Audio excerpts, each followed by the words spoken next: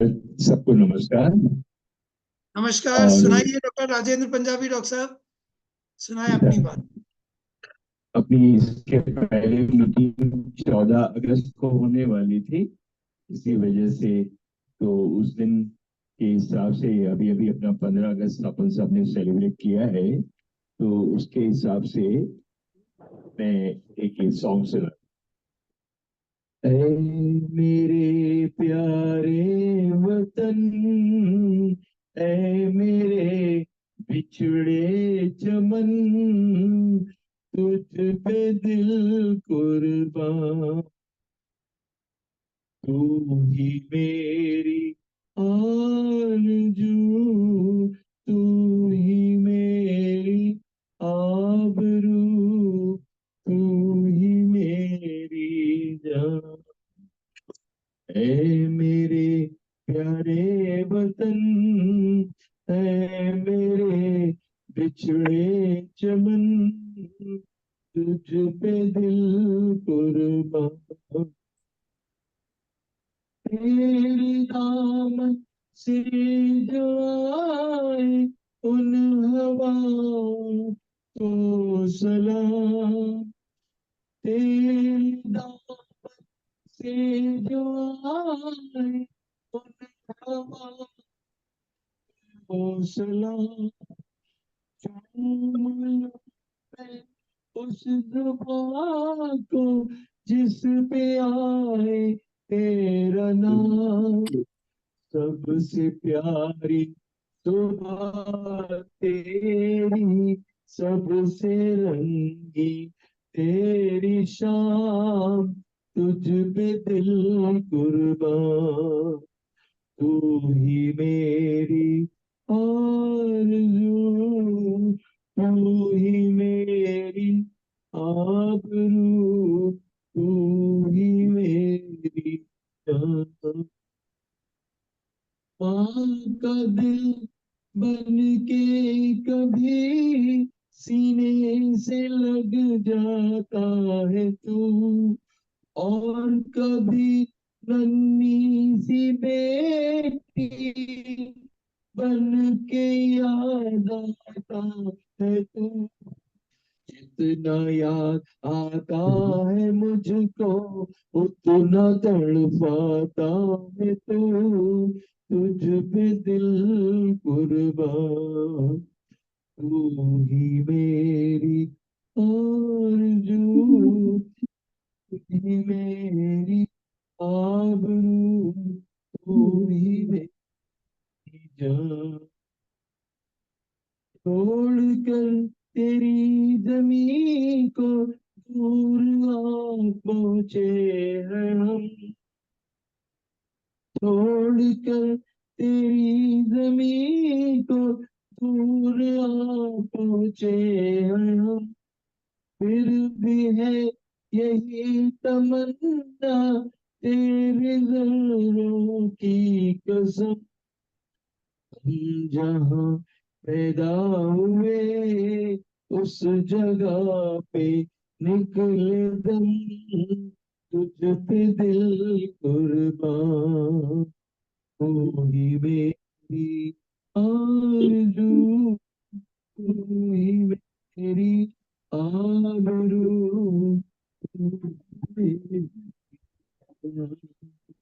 Thank you, thank you very much. बहुत बढ़िया। बहुत बढ़िया वाह डॉक्टर साहब। वाह वाह। बहुत सुंदर। Thank you, thanks a lot. तो अभी तो भाई 15 अगस्त का जज्बा गया थोड़ी है, अभी तो मतलब शुरू ये हुआ है। और जो एक ही दिन में बिल्कुल चला है, जाए वो क्या जज्बा होगा। सही बिल्कुल। बात है, तो बिल्कुल इसको तो बहुत ही बना के बढ़िया। रखना है, आगे तक भी बना के रखना है।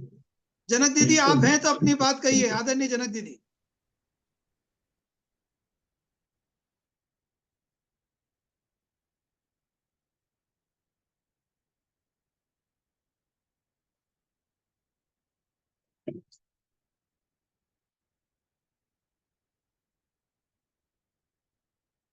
जनक दीदी आपको आवाज आ रही है?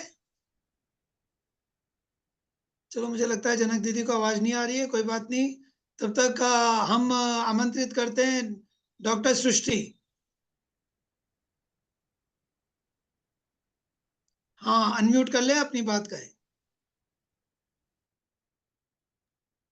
सादर प्रणाम भैया। आप सभी वरिष्ठ को आज बहुत बहुत नमस्कार करती हूँ। आप वरदान है इष्ट का, इसलिए आप वरिष्ठ कहलाते हैं और आप सब लोग अनुभवों की खान हैं। अभी हमारा ओलंपिक्स मेडल हमें मिले हैं, ओलंपिक्स हुआ है पूरे देश में, विश्व में इसकी धूम मची है। कुछ बातें अपने पिताजी के साथ करते हुए कुछ हमारा डिस्कशन हुआ, कुछ बातें हमने बाहर निकाली थी, बस वही आपके सामने रखती हूँ। जब कोई जान लेता है कि बच्चे कैसे हैं तो दबाव वहीं से शुरू हो जाता है।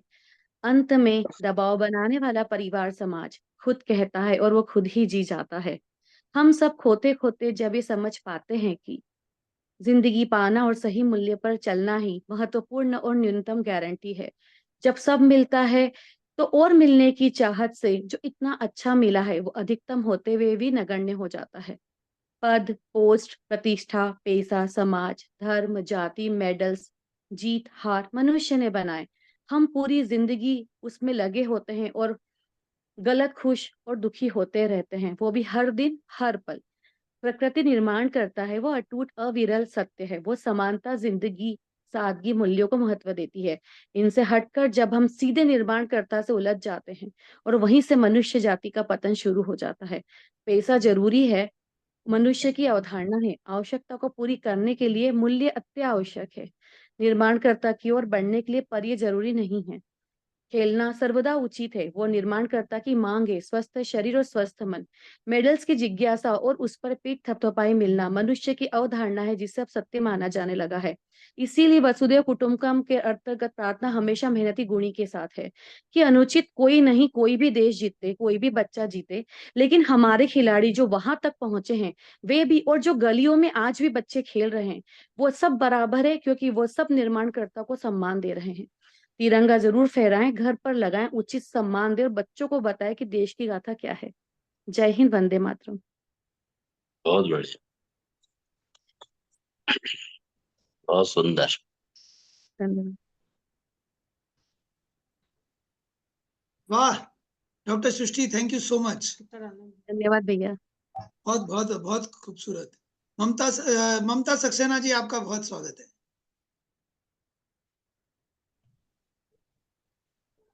अनम्यूट करके अपनी बात कहें।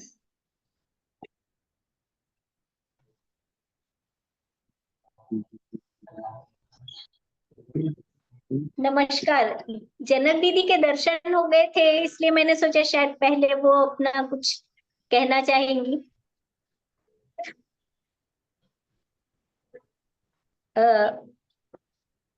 जैसा कहें मैं वैसा। हेलो ममता जी, आप अपनी बात कहें, फिर मैं जनक दीदी को लेता हूँ। जी जी बिल्कुल, मैं आपकी अनुमति के लिए इंतजार कर रही थी। आज विश्व वरिष्ठ नागरिक दिवस पर सभी वरिष्ठ जनों का हार्दिक अभिनंदन करना चाहूंगी। सबसे पहले सावन भादो झमाझम बारिश और त्योहारों की धूम से साराबोर रहता है। रक्षाबंधन के अगले दिन मनाया जाने वाला उत्तर प्रदेश बुंदेलखंड और बघेलखंड में एक प्रचलित परंपरागत त्योहार है जिसे कजलैया पर्व कहा जाता है। कजलैया पर्व सावन के महीने की पूर्णिमा के बाद भादो महीने की प्रतिपदा को मनाया जाता है। इसे बुजरिया पर्व भी कहा जाता है। यह पर्व प्राकृतिक संरक्षण का संदेश देता है, साथ ही अच्छी बारिश, अच्छी फसल होने और जीवन में सुख समृद्धि आने की कामना के लिए परंपरागत रूप से प्राचीन काल से ही मनाया जाता है। यह प्रचलित त्योहार खेती किसानी से मुख्य रूप से जुड़ा होता है और प्राकृतिक संरक्षण को आगे बढ़ाता है। इस पर्व की शुरुआत नाग पंचमी के दूसरे दिन से ही हो जाती है।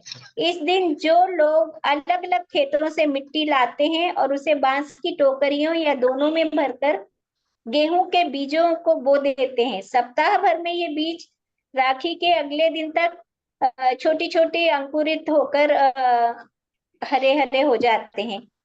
इनको राखी बांधी जाती है और इनकी पूजा की जाती है। मुख्य रूप से ये महिलाओं का त्योहार है। इस दिन विशेष रूप से घर मोहल्ले की महिलाएं कजलियों की पुरानी सदियों से ही पूजा करती आ रही हैं। एकादशी की शाम को अंकुरित गेहूं के नवांकुरों को पूज कर आस पड़ोस, रिश्तेदारों और सगे संबंधियों में बांटने और छोटे बच्चों या छोटे लोगों द्वारा बड़ों को देकर आशीर्वाद लेने की परंपरा है। बची हुई कोपलों को अगले दिन द्वादशी मतलब आज के दिन जल स्रोतों में विसर्जित कर दिया जाता है। आज ना तो ये हमारी पुरानी परंपराएं से मुझे अच्छे से याद है, जब हम लोग बाहर रहा करते थे तो लिफाफों में जैसे राखी भेजी जाती है उसी तरह से खजलैयां भी हम लोगों तक पहुंचाई जाती थी। पोस्टमैन लिफाफों में रखी हुई ये कजलाइयां हम लोगों को दे आता था और वो कान के लेके रिसीव करके उसको लिफाफों से निकाल के ऐसे कान के पीछे लगाया जाता था। बहुत ही सभी बड़ों का आशीर्वाद इससे मिलता था। आज ना तो ये डाकिये ही शेष रहे, ना लिफाफे ही और ना ही उनमें भेजे हुए संदेश और ये कजलैयां। सच कहें तो संवेदनाओं के साथ ये सब चीजें भी विलुप्त होती जा रही हैं। हमारे पुराने त्योहार, पर्यावरण संरक्षण, सामाजिक सौहार्द, अपनापन, मेल जोल, स्नेह, ये सब खत्म होता जा रहा है और एक पता नहीं क्या आधुनिकता है या हम एक आभासी खुशियों में लपेटे चले जा रहे हैं। शायद अगली पीढ़ी इन सब चीजों से महरूम रह जाएगी, इस बात का मुझे बहुत दुख है। आज विशेष रूप से मैं अपनी बात कहकर आप लोगों को नमस्कार करके अपने शब्द को, वाणी को विराम दूंगी। धन्यवाद। वाह, थैंक यू। बिल्कुल दिल से कही हुई बातें आपकी। क्या है, देखिए कुछ तो परिवर्तन मेरे ख्याल से ऐसा होता है जो आपको स्वीकार ही करना होता है और हम उम्मीद करें कि कुछ चीजें जो डेफिनेटली जो छूट रही है पर उसके बदले में जो ले रहे हैं शायद उनमें कुछ अच्छी चीजें भी हों। कई बार कुछ अच्छी चीजें छूट जाती हैं पर ऐसा भी है कि कुछ गड़बड़ चीजें भी हो रही थी, वो भी शायद कुछ छूटी हो। तो आशा करें कि नेट जो है वो रिजल्ट ठीक ही रहे, क्योंकि ऐसा भी नहीं है कि अतीत में सब कुछ अच्छा ही होता था।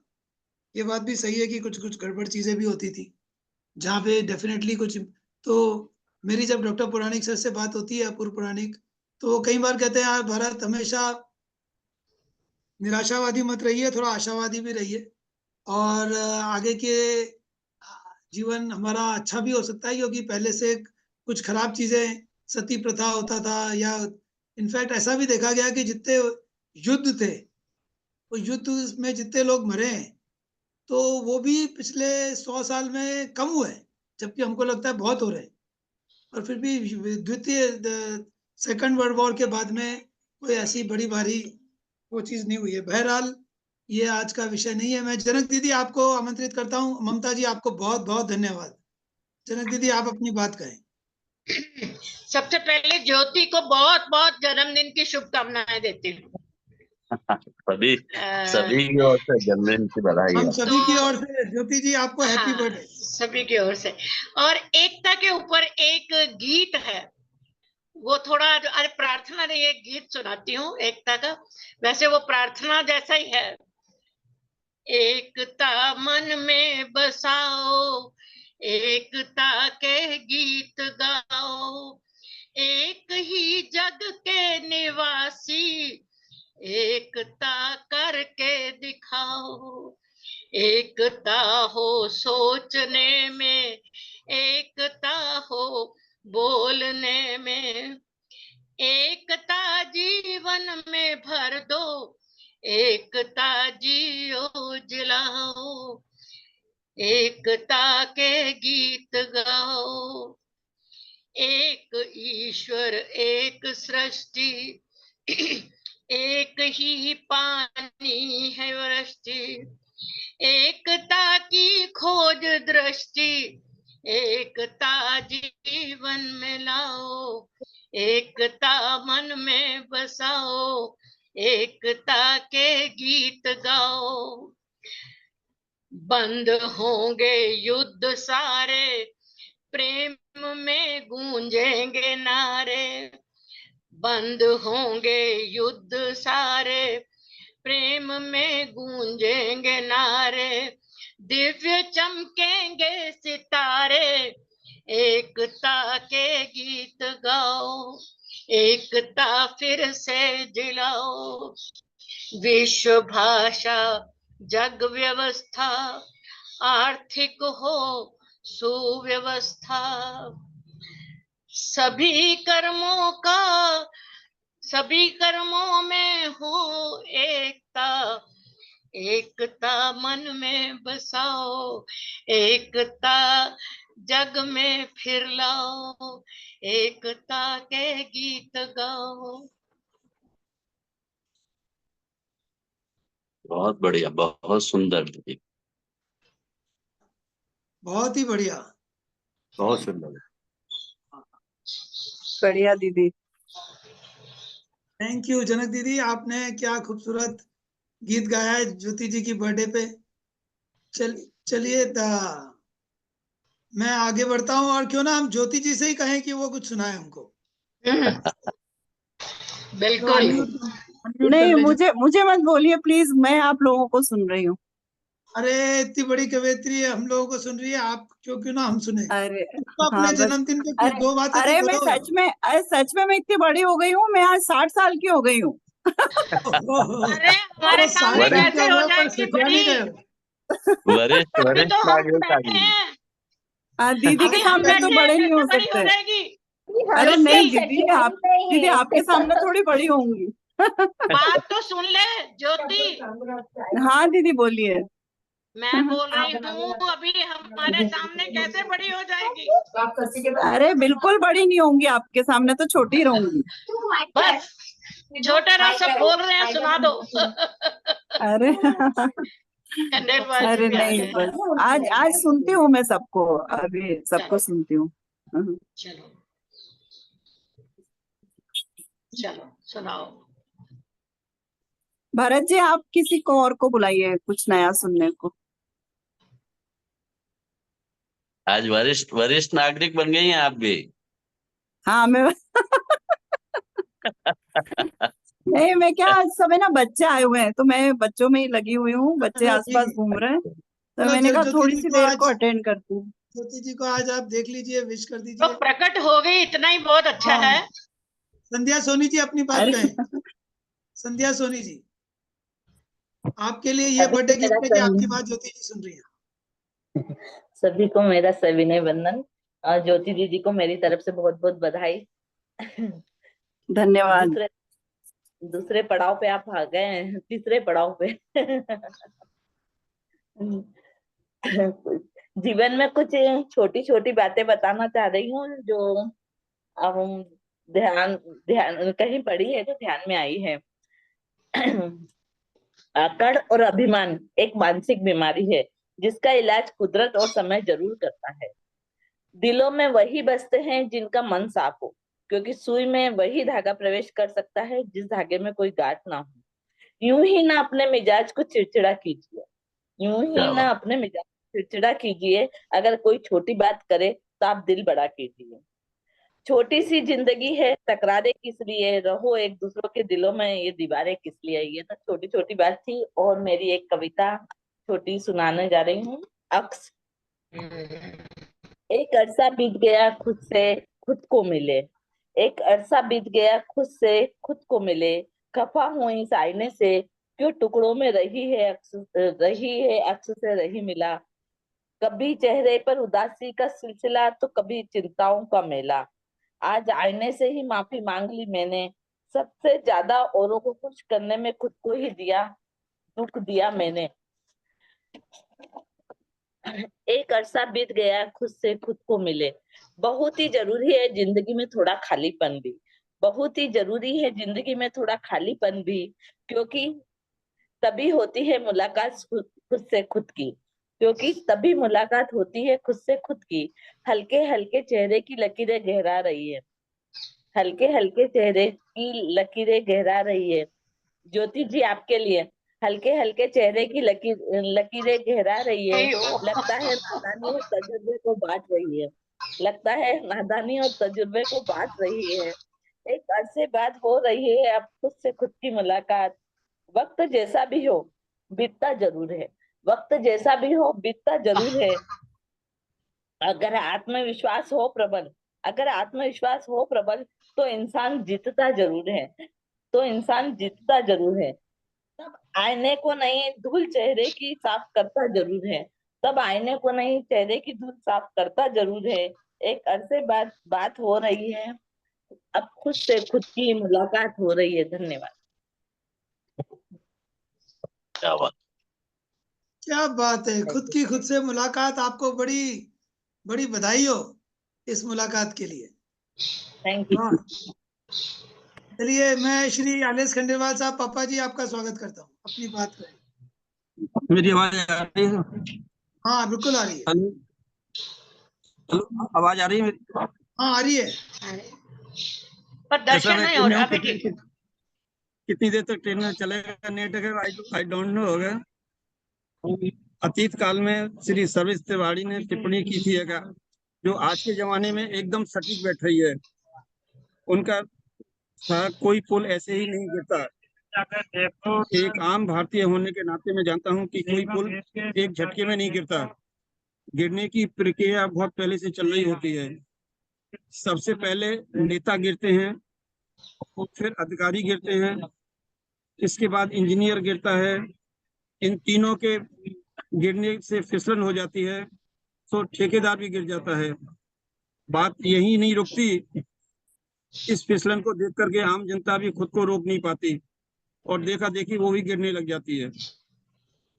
हाँ, तो इतने लोग गिर जाते हैं तो पुल को भी अपने खड़े होने पर शर्म आने लगती है, तो वो अपने निर्माताओं का साथ देने के लिए वो भी गिर जाता है। बात खत्म। सच कहूं तो हमारे देश में गिरना कभी लज्जा का विषय नहीं रहा। व्यक्ति एक जितना गिरता है उसकी प्रतिष्ठा उतनी ही बढ़ती जाती है। आप फेसबुक और इंस्टा पर ही देख लीजिए, जो जितना गिरता है अथवा गिरती है उसकी रील उतना ही वायरल होती है। सिनेमा की कोई अभिनेत्री जितना गिरती है उतना ही आगे बढ़ती चली जाती है। यहाँ तक कि एक लेखक भी जब तक गिरता नहीं, छोड़िए इस बात को। अगर मैं कल एक मित्र से बातचीत कर रहा था, मित्र मुझे पुल गिरने का लाभ बता रहे थे। उन्होंने मुझे अर्थशास्त्र की दुहाई देते हुए समझाते हुए बताया कि जब पुल गिरेगा तभी तो दोबारा बनेगा तो मजदूरों को काम मिलेगा, सीमेंट बालू सरिया वालों को धंधा मिलेगा, नेता अधिकारी कमीशन खाएंगे तो पैसा मार्केट में ही देंगे ना। इस तरह पैसा घूम कर करके जनता तक ही आएगा और इस प्रकार पुलों का गिरना जनता के लिए लाभदायक है। मित्र जिस कॉन्फिडेंस से मुझे समझा रहे थे उससे स्पष्ट हो गया था कि वो भी कम गिरे हुए नहीं है। हमारे देश में हर व्यक्ति अब गिरना चाहता है, वो केवल मौके की तलाश कर रहा है, कब मौका मिले और कब वो गिरे। पुल अकेले नहीं है गिरने की यात्रा में। एक बात और कहूँ, ये तो नदियों के दोनों तटों को जोड़ने वाले पुल हैं। दोस्तों, हमारे यहाँ तो आदमी को आदमी से जोड़ने वाले पुल कब के ढह गए हैं। हम जब उस पर दुखी नहीं हुए तो इस पर क्या दुखी होंगे, है ना ये बात। अब खुशी की बात आती है तो searching happiness is like searching your mobile, most of the time it is in our hand. अगर मुट्ठियों में कैद है खुशियां, आओ सब में बांट दें, आपकी हो या मेरी, हथेलियां तो एक दिन खाली ही जाती हैं। वन हु अंडरस्टैंड अगर difference between more and enough is the happiest person in the world. अगर जय श्री कृष्ण। वाह वाह, ट्रेन की क्या यात्रा है डैडी, कौन सी ट्रेन से इतना ज्ञान लेके जा रहे हो। वाह वाह वाह वाह वाह। दिल्ली से जयपुर। दिल्ली से जयपुर कर रहा हूँ, अगर ट्रेन में बैठा हुआ हूँ। बहुत ही शानदार, थैंक यू। चलिए, मैं आमंत्रित करता हूँ आदरणीय श्री विजय आनंद पचौरी साहब, अपनी बात सुनाएं। आज हम सबको थोड़ा संक्षेप में बोलना होगा क्योंकि 16-17 मेंबर्स हैं, फुल हाउस है आज। सुनाइए पचौरी साहब।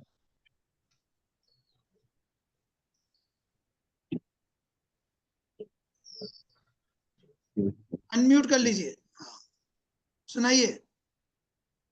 फिर म्यूट हो गए।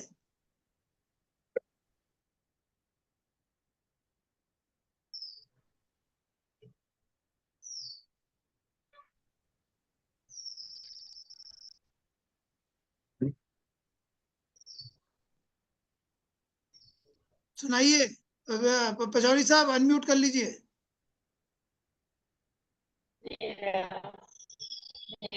चलिए कोई बात नहीं, हम पचौड़ी साहब को बाद में लेता हूँ। आइए सुरेश भाई साहब, आइए। आदरणीय सुरेश, नमस्कार। नमस्कार। सबसे पहले ज्योति जी मैडम को बहुत बहुत जन्मदिन की बधाइयाँ। और आज मैं आपको और खासकर जनक दीदी के प्रिय विषय पर्यावरण पे ही कुछ दोहे सुनाने जा रहा हूँ, जो अभी एक नेशनल पत्रिका में भी प्रकाशित हुए हैं। पर्यावरणीय दोहे।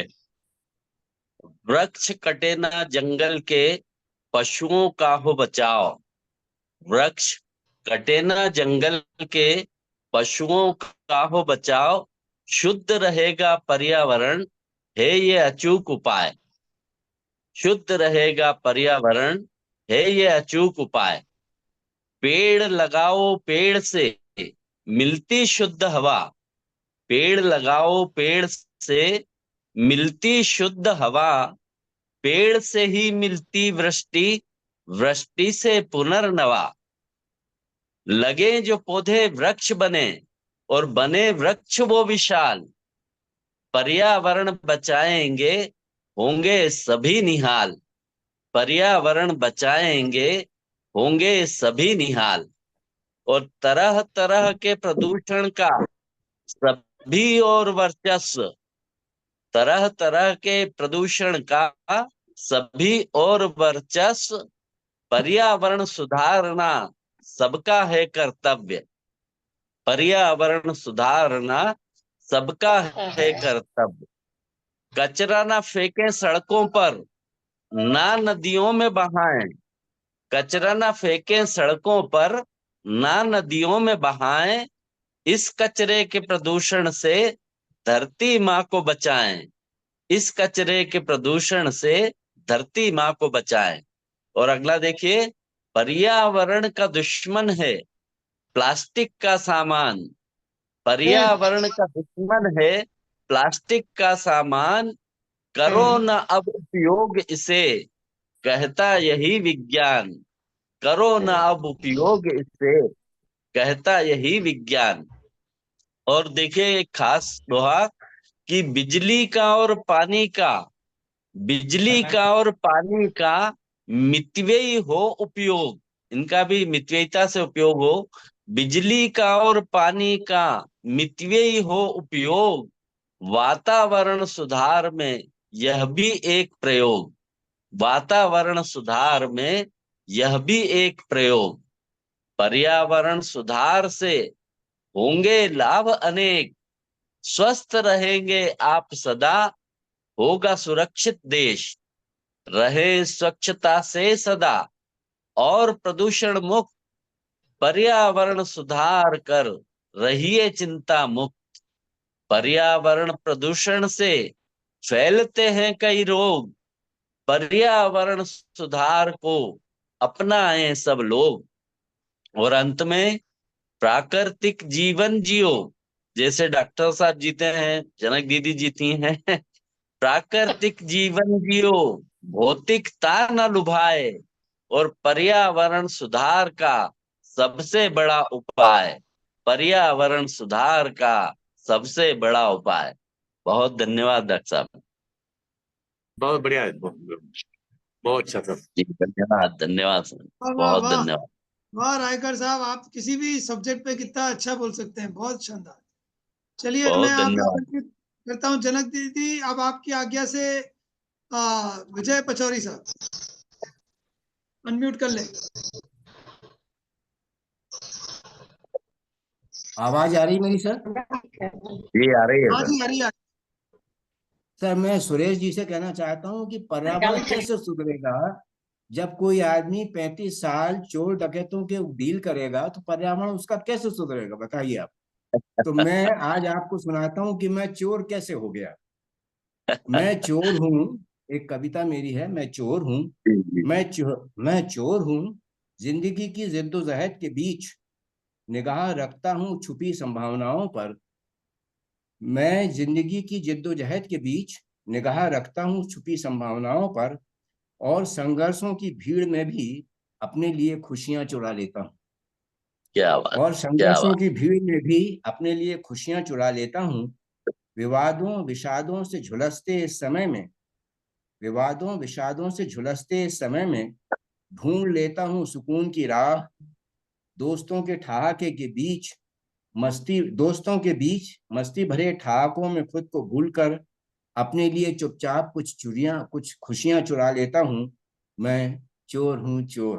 क्या, बहुत सुंदर। असमंजस में है दुश्वारियां मेरी, असमंजस में है दुश्वारियां मेरी, कांटे बिछाती हैं हर दम मेरी राह में। मैं दूर निकल जाता हूँ इनसे बचकर, और दिल में भर लेता हूँ लरजते पेड़ों की ठंडक हवाओं की खुशबू। हाँ, वाह। असमंजस में है दुश्वारियां मेरी, कांटे बिछाती हरदम मेरी राह में। मैं दूर निकल जाता हूँ इनसे बचकर, और दिल में भर लेता हूँ लरजते पेड़ों की ठंडक हवाओं की खुशबू।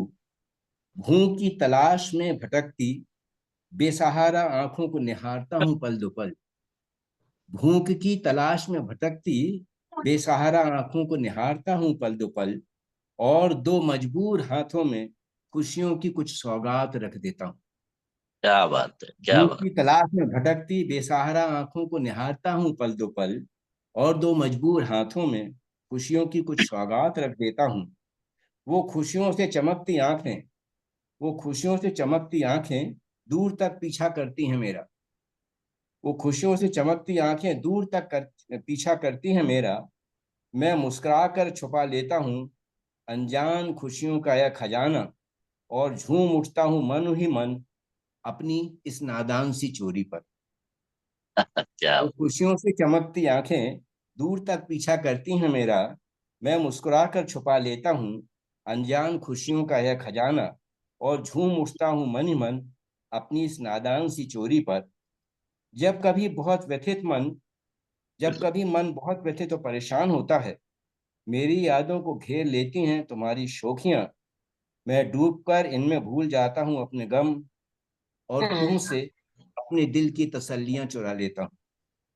क्या जब बात। कभी बहुत जब कभी बहुत व्यथित होता है मन, बहुत परेशान होता हूँ मैं, मेरी यादों को घेर लेती हैं तुम्हारी शोखियां। मैं डूब कर इनमें भूल जाता हूँ अपना गम, और तुमसे अपने दिल की तसल्लियां चुरा लेता हूँ।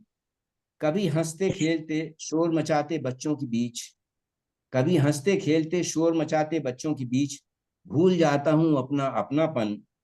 मासूमियत से भरे इस मंजर से अपने दिल का सुकून चुरा लेता हूँ। मैं चोर हूँ, क्या, चोर हूँ बहुत मैं। सुंदर, बहुत सुंदर सर, बहुत सुंदर। क्या बात है, क्या चोरी के ऊपर विवरण दिया आपने, वाह विजय भाई, गजब हो गया है। तो देखिए ऐसी दोस्तों, चोरी, ऐसी हाँ, चोरी सबको करना चाहिए।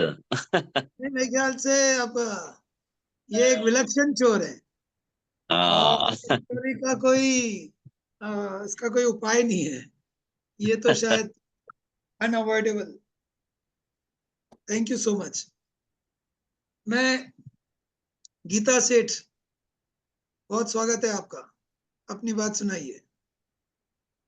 नमस्ते गुणीजनों, आपका अधिक समय नहीं लूंगी। सर ने कहा है कि आज फुल हाउस है। एक छोटी सी कविता है, उसके पहले मैं आपको एक छोटी सी टिप देना चाहती हूँ।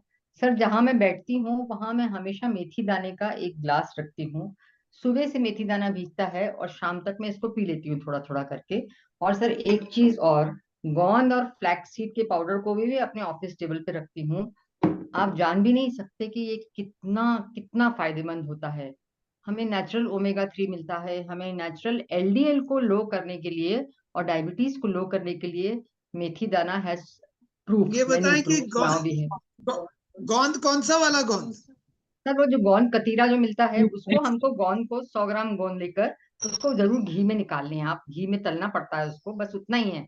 उसके बाद उसमें फ्लैक्स सीड्स मिला के ठंडा होने पर आप उसको पीस के रखें।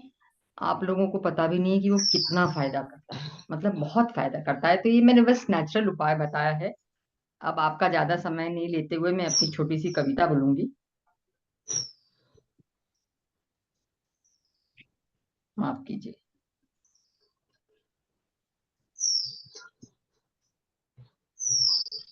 आज जो हमारा टॉपिक था उसमें मैंने देखा था कि बहुत लोग पछतावे और जीवन की बात कर रहे थे। मैं भी एक नई कवित्री हूँ। सर ने मुझे इस ग्रुप में डाल के मतलब मेरी कविता को 4 चांद लगा दिए। अब मेरे को बहुत अच्छा लगता है कविता करना आप लोगों से। मेरा टॉपिक है काहे का पछतावा। कभी कभी दिल पछताता है, भूतकाल से भिड़ जाता है, दिल में कोफ सी होती है, खुद पर विश्वास बहक जाता है।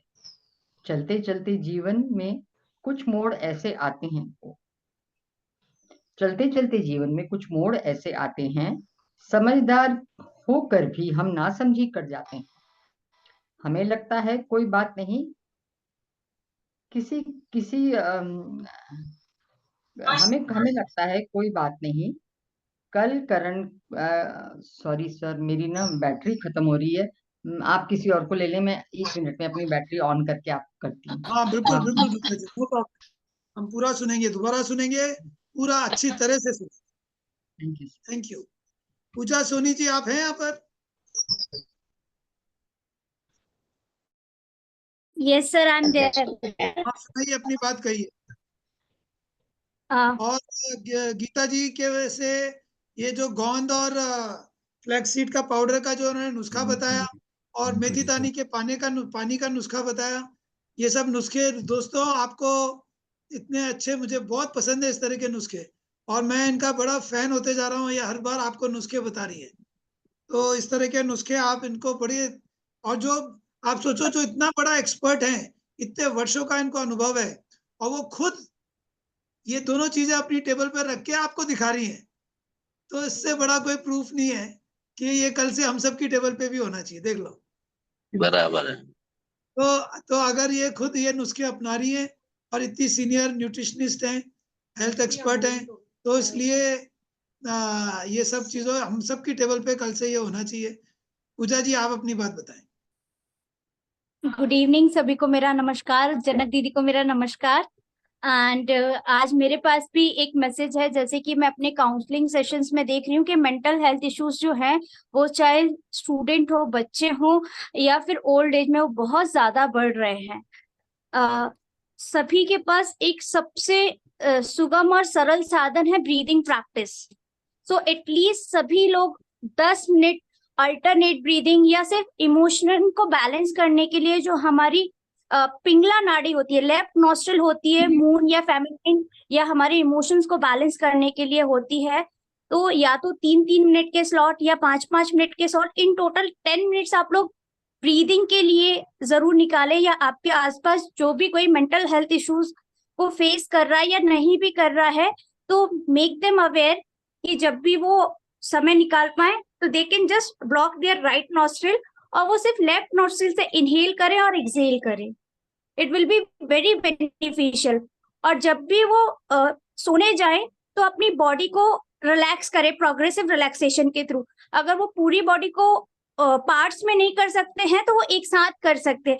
जैसे अभी आप लोग इसको प्रैक्टिस कर सकते हैं, जस्ट इनहेल और पूरी बॉडी को एकदम कस लीजिए, तनाव में ले आइए, और फिर एक्सहेल कर दीजिए। 3 बार प्रैक्टिस करेंगे हम। इनहेल करें और पूरी बॉडी को टाइट कर लें, ब्रेथ को होल्ड करें, inhale and tight overall body muscle, सारे मसल्स को एक साथ टाइट कर लें। आंखें बंद करें, लंबी गहरी सांस लें और पूरी बॉडी को एक साथ कस लें और एक्सहेल करें धीरे से। एक और लंबी गहरी सांस, पूरी बॉडी के मसल्स को टाइट करें, मुट्ठी बांध लें, चाहे तो पैरों को कस लें, पंजों को। Exhale and relax. एक बार फिर से, आखिरी बार। Inhale, hold hold hold as tight as you can, ताकत से होल्ड कर सकते हैं। Exhale and relax and loose your body. तो जैकबसन की थ्योरी ये कहती है कि आप एक ही समय पे टेंस और रिलैक्स नहीं हो सकते। तो आप महसूस करेंगे जब भी आप तनाव में हैं उस टाइम आप रिलैक्स नहीं हो सकते, और जब आप रिलैक्स हैं तो फिर आप तनाव में नहीं हो सकते हैं। वाह वाह वाह, थैंक यू। जब उजाला है तो अंधेरा नहीं हो सकता, और जब काला है तो सफेद नहीं हो सकता। वाह, thank you. Thank you so much sir. Sir आपने बड़ा अच्छा बताया, और ये टाइट कर और लूज करना और इनहेल एक्सेल करना, ये तो हम कर ही सकते हैं, ये अच्छी बात है। Thank you. तो दोस्तों क्या बात है, देखिए सब नुस्खे बताए जा रहे हैं। तो गीता जी आपका स्वागत है वापस। क्या आप अपने सुरेश जी आप कुछ कह रहे थे क्या? क्या कोई और कुछ कह रहा है? नहीं जी नहीं। अच्छा ठीक है। तो गीता जी आप रिचार्ज हो चुकी हैं? अच्छा, तो आपके ये दोनों जो आइटम्स थे इसके बारे में कई लोगों के प्रश्न हैं, तो थोड़ा सा डिस्क्राइब करिए कि क्या प्रश्न था। गोंद का तीरा, गोंद का तीरा, कतीरा, गोंद कतीरा बोलते हैं, गोंद कतीरा। अब गोंद को हम हलवे में यूज कर सकते हैं, लड्डू में यूज कर सकते हैं, लेकिन उसमें कैलोरीज भी तो आती हैं। फिर आप बताइए ना। ऐसे तो मैं सोचती हूँ कि अरे वाह हलवा बन गया, तो फिर उसकी 300 400 500 600 कैलोरी कैसे करेंगे हम, और फिर सारे टाइम घी ऑलिव ऑयल जो भी करना है। सबसे अच्छा है गोंद कतीरा। पूछ रही है आपसे कि गोंद कतीरा कितना और फ्लैक्सीड कितना। सर गोंद कतीरा आप 100 ग्राम लीजिए, उसको आप घी में फ्राई कर लीजिए। आपको पता है घी में एमसीटी होता है, मतलब हमारे पास कोलेस्ट्रॉल लो करने का तरीका होता है, सर भी जानते हैं। उसको आपने जैसे फ्राई करके फिर उसको थोड़ी देर ठंडा कर दिया, और उसको फ्लैक्स सीड्स अलसी के बीज के साथ बराबर मात्रा में आप उसको पीस लें। तो सर कितना ज्यादा फाइबर होता है, नहीं तो मेथी दाने अलसी में सीड, कितना ज्यादा फाइबर अलसी होता सीड है। अलग से पीसा, और पहले हमने गोंद को फ्राई करके रख दिया, उसको ठंडा होने दिया, फिर फ्लैक्स सीड मिक्स करके दोनों को एक साथ पीस लिया। सर देखिए ना, पाउडर पाउडर के रूप में है ये, बिल्कुल ऐसा लगता है जैसे पाउडर है। और आप सोचें इसमें नेचुरल ओमेगा नेचुरल फाइबर कितना ज्यादा होता है। और गोंद तो हमारे पास उसको, वो तो हड्डियों के मजबूती के लिए, जोड़ों के लिए कितना अच्छा होता है। मैं आपको सिर्फ नेचुरली इलाज दूंगी, आप कैल्शियम बाजार से न लें, आप ये ले लें 1 चम्मच रोज। आपको कब्ज है तो भी ये ले लें, क्योंकि आपको बहुत फायदे होंगे। चलिए थैंक यू सो मच। चलिए आप अपनी कविता भी सुना दी। जी सर माफ करें। गीता जी आप तो हमारी मीटिंग के, हमारे क्लब के बड़े इंपॉर्टेंट मेंबर हो गए, फटाफट। नहीं जी, मैं कहाँ इम्पोर्टेंट हुई हूँ, ऐसा कुछ नहीं है, ये सुनाइए। आपकी दया। सर मैं फिर से बोल रही हूँ, काहे का पछतावा, कभी कभी दिल पछताता है, भूत घाल से भिड़ जाता है, दिल में कोफ्त सी होती है, खुद पर विश्वास बहक जाता है। चलते चलते जीवन में कुछ मोड़ ऐसे आती हैं, समझदार होकर भी हम नासमझी कर जाते हैं। हमें लगता है कोई बात नहीं, फला काम को तवज्जो क्यों दे, आराम से सोचेंगे बाद में, अभी तो आराम परस्ती को पकड़ें। 20 साल पुराने जमीन के सौदे को अगर मैं कर लेता, आज उस मुनाफे से बच्चों को बेहतर जीवन दे पाता। पछतावे का पर्यायवाची पीड़ा है, तो चलो बुरा बनाते हैं। न किया काम निकल गया, अब चलो दुख से कहारते हैं। हम इंसानों को तो जैसे रोने की आदत सी पड़ गई है हर दिन। ये नहीं कर पाए, वो नहीं कर पाए, बस लहराता ही जाता है पछतावे का परचम। ऐसा क्यों नहीं सोचते कि जो किया अच्छा किया, जो कर गुजरे शायद इससे और बुरा हो सकता था, शायद हमारा कुछ बड़ा हो सकता था। असंतुष्टता इंसान होने की निशानी। कौन संतुलित जीवन जीता है बिना लुका छुपी? नहीं, साधु भी नहीं, सीधी सी मानव जाति है। लालच पछतावा संदेह का तो होगा, का तो है हम का समावेश है हम। किसी को देखा है कहते हुए जैसा जीवन है अच्छा है, नुकसान नफा बिना नापे सीधा सादा जीवन ही सच्चा है। चलो फिर एक प्रण लेते हैं, पल दर पल इस समय को जीते हैं। क्यों सोचें ये रह गया वो रह गया, श्री राम जी भी तो बिना सोचे वनवास गए हैं। सचमुच समझदारी नहीं होती, बुरे वक्त में समझ ही हो जाती है खोटी। पर भगवान का वरदान तो है कि कर्म करते जाओ और किस्मत बदल दो चाहे छोटी, और नई किस्मत लिखकर कर लो तकदीर मोटी। चींटी कब रुकी है पहाड़ रूपी पत्थर देखकर, होकर अधीर बदल कर रास्ता चल कर अधिक, उसने लिखी नई तकदीर। बहुत हुई खुद से बदसलूकी, अब खुद को माफ कर देते हैं और जीवन में नकारात्मक का खुलेआम संहार करते हैं। धन्यवाद।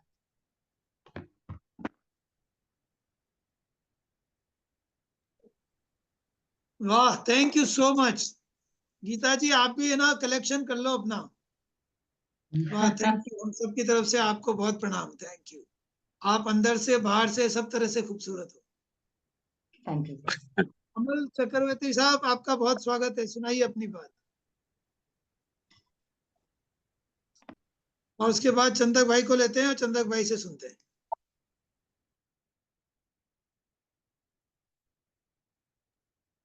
अमल जी अपनी बात अनम्यूट करके कहें।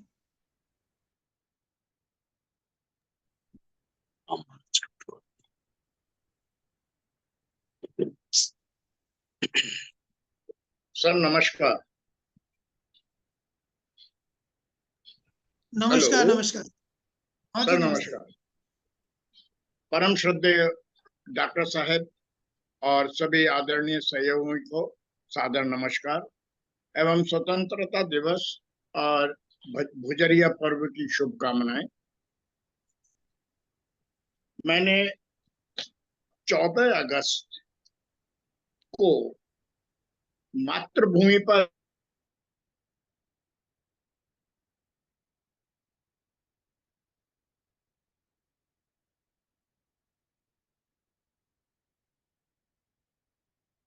आपकी आवाज अटक गई है अमल भाई।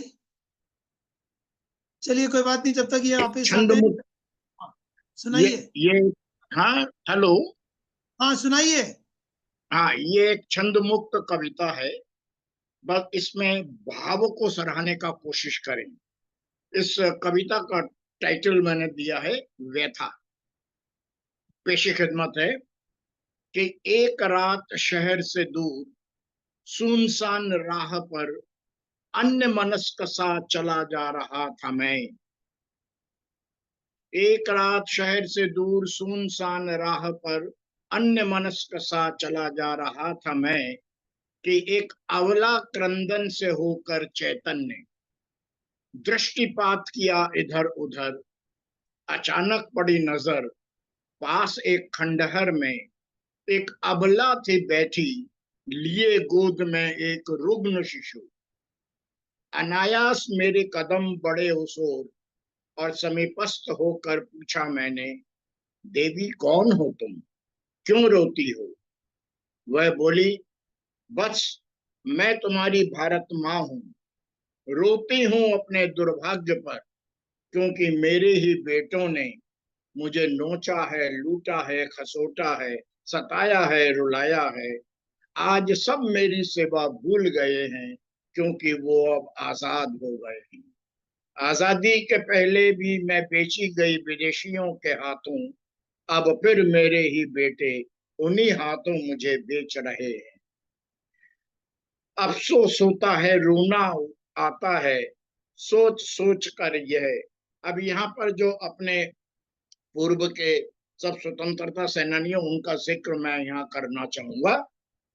इस और अफसोस होता है, रोना आता है, सोच सोच कर यह कि कहाँ है मेरे बाल पाल लाल से होनहार बेटे। कहाँ है मेरे बाल पाल लाल से होनहार बेटे। कहाँ है गौतम, मोहन कहाँ, विवेक कहाँ। कहाँ है भगत राजगुरु और आजाद। कहाँ है अशफाक और बिस्मिल। कहाँ है वह अग्निपुत्र खुदीराम। कहाँ है मेरे कोख से जन्मी सुभाष सी वह तरुणाई। कहाँ है लक्ष्मी सी वह ललना। पिछले कई दशक से ढूंढ रही हूं उन्हें मगर। पिछले कई दशक से उन्हें ढूंढ रही हूं मगर। हाय री किस्मत, करोड़ों में एक भी उनसा न मिला। सहमा हुआ सा मैंने फिर किया एक प्रश्न, माँ गोद में ये शिशु कौन है। सहमा हुआ सा मैंने फिर किया एक प्रश्न, माँ गोद में ये शिशु कौन है। वह बोली, मेरा पुत्र है। वह बोली, मेरा पुत्र है, राम राज्य है, पहले जीवित था अब मृत प्राय है। बहुत बहुत धन्यवाद। बहुत अच्छा शब्द, बहुत बहुत वाह, अद्भुत, अच्छा शब्द संयोजन। तो दोस्तों ये आपने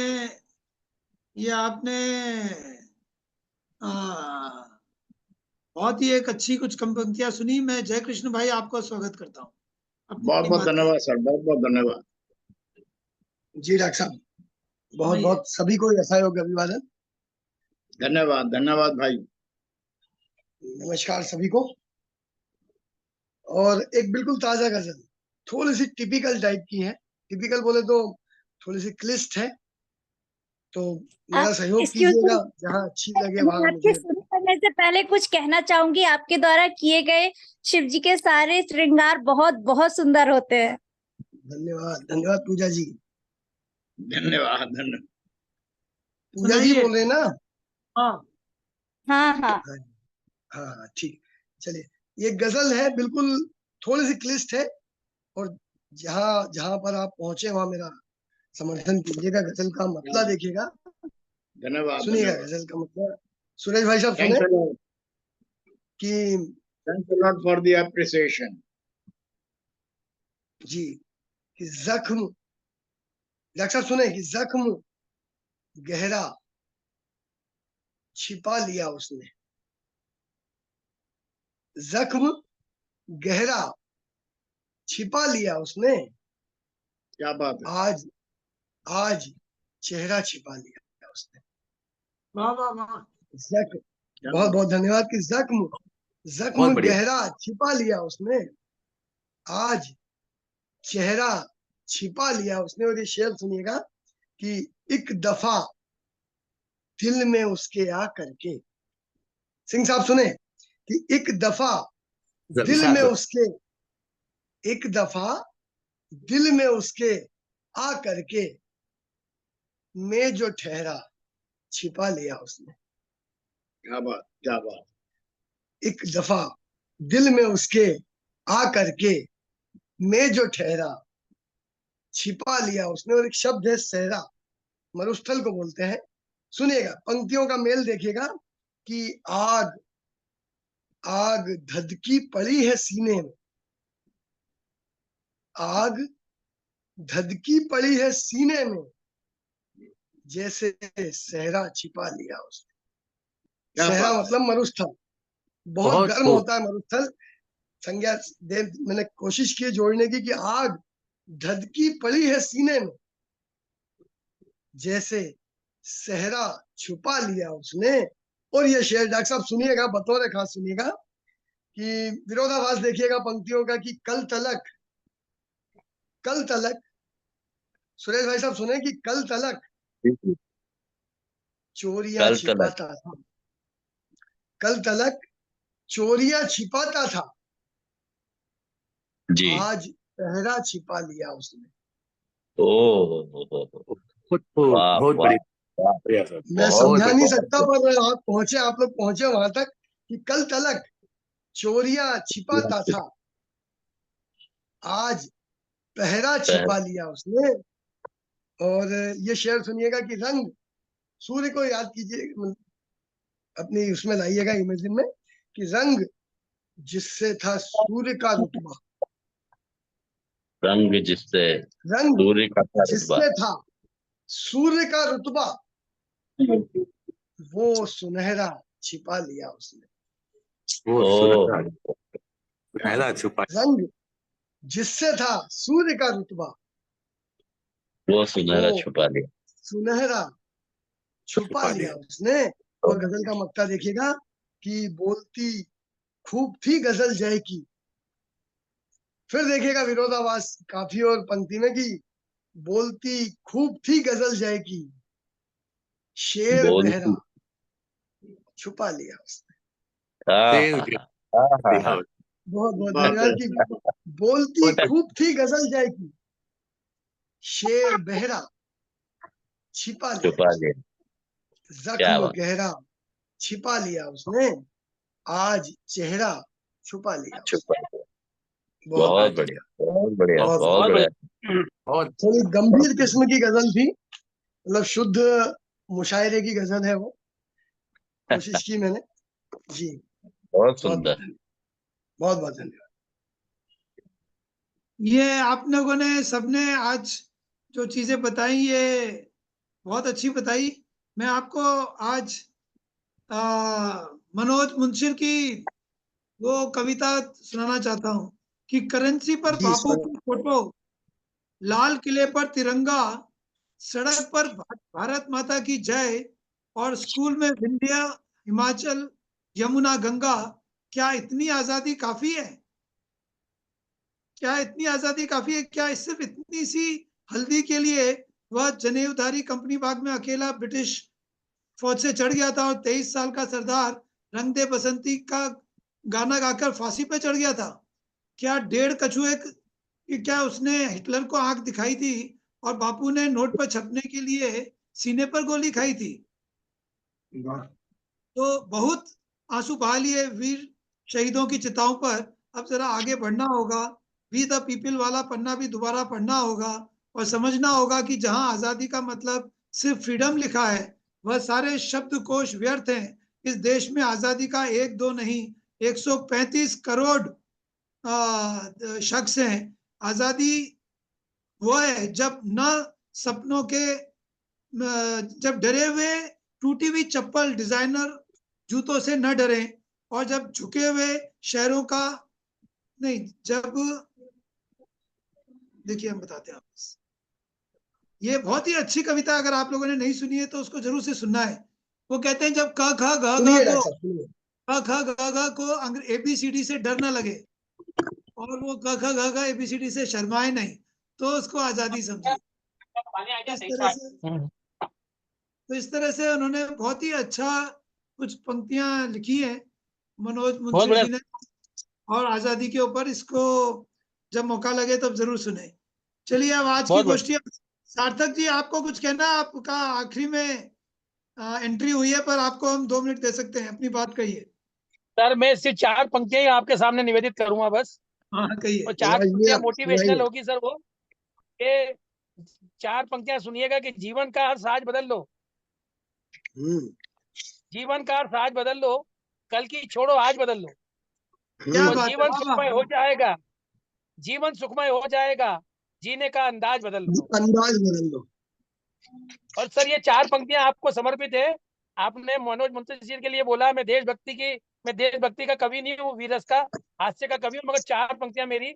आपको लगेगा कि कैलाश सुनी सार्थक ने सही बोल दी कि अपनी भाषा का ज्ञान नहीं तो क्या हो तुम, अपनी भाषा का ज्ञान नहीं तो क्या हो तुम, बुजुर्गों का सम्मान नहीं तो क्या हो तुम, वो इस धरती पर जन्म लिया सौगात बड़ी, मन में हिंदुस्तान नहीं तो क्या हो तुम। अच्छा अच्छा। कल मत बदलिए, आज बदल दीजिए। मेरे ख्याल से आज की इसी पंक्ति को ध्यान में रखते हुए और वो क्या मेथी दाना का ध्यान रखते हुए हम अब इस विदा लेते हैं। और जैसा कि मैंने रखा कि अभी कुछ समय के लिए हमने 2 हफ्ते में मिलने का प्लान किया है, तो अब आज से फिर 2 हफ्ते बाद मुलाकात करेंगे। नमस्कार। नमस्कार सर। नमस्कार।